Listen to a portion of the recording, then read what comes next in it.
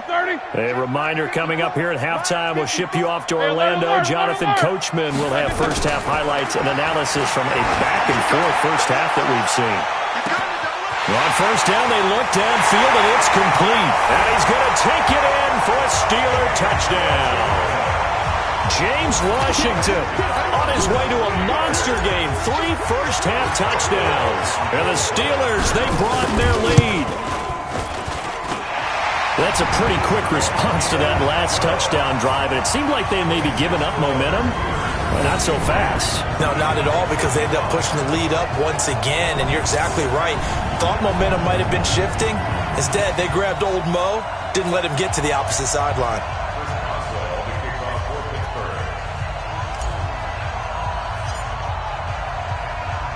Boswell now to kick it away after the touchdown. This is fielded at the chalk of the 10. Now a hit and a loose football. And it's picked up by the Steelers. And they will finally get him, but not until he's all the way down inside the 15-yard line. So a teammate picking him up there, that was nearly disaster. And the way that you coach these things, you want to make sure you have eyes towards the return guy, because you want to make sure that the catch is secured. A lot of teams do that. They have at least one guy. Okay, you're responsible for making sure he secures the catch. He's not always the one that makes the recovery, but he can always sound out the alarm. Hey, ball's on the ground. We've got to get it back.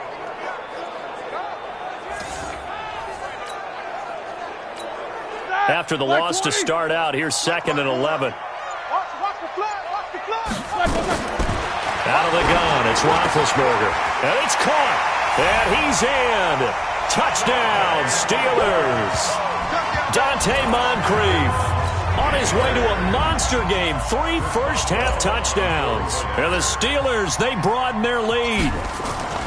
Oh, they flip it to the kicker. He looks like he's going to throw it. And this fake extra point attempt failed big time. Not only did they not get it, they went backwards. They've got this big lead. They said, forget 1, we want 2. Instead, they got 0. Unbelievable they didn't even attempt it from the 15-yard line. What are they thinking? I do know this. When you fake one in this situation with that type of a lead, especially from the 15-yard line, oh, boy. I tell you what, meeting them again somewhere down the line, they'll remember this. Yeah, they'll think that they were trying to cloud them a little bit. All right, time for us now to discuss Alshon Jeffrey. He's been good so far to this point in the second quarter. Need to get him even more involved, maybe? I would agree with that. Definitely. Yeah, it's not even a question for me. The way he's playing, he's doing a nice job. Increase things. More touches, more opportunities. Maybe that can reverse things on the scoreboard for them. They'll try to ratchet things up then maybe here in the second quarter. On 1st and 10, here's Wentz. Oh, he dropped it. And that's pretty indicative of the way this one's gone. Even in today's NFL, when we think of the tight end position now as really a glorified wide receiver, we're still asking a lot of those guys. They have to block as well. And every now and then, they don't come. And now here's another interception. Picked off by Mark Barron. And he brings it back to right around the 26-yard line. What a nightmarish game he's having now. 6 interceptions that he has thrown. Absolutely unbelievable, isn't it? Hard to believe we're watching this and have seen it, but it just tells you about the game of football. It give it and it taketh away. Yeah, the guys, though, that have thrown 6 interceptions in a game, the likes of Peyton Manning, Brett Favre, I think Joe Namath, he did it 3 times. And they nearly get this all the way to midfield. Mark him down at the 49. 23 yards on the play. So 1 play, and they're already just shy of midfield. Final play of the half. It's Roethlisberger. Washington's got it. He's got the first down and more inside the 40. And he's got it all the way down to the 12-yard line. So we've reached halftime in an abbreviated halftime show as we get rolling to quarter 3. And how about this right out of the locker room? An onside kick attempt.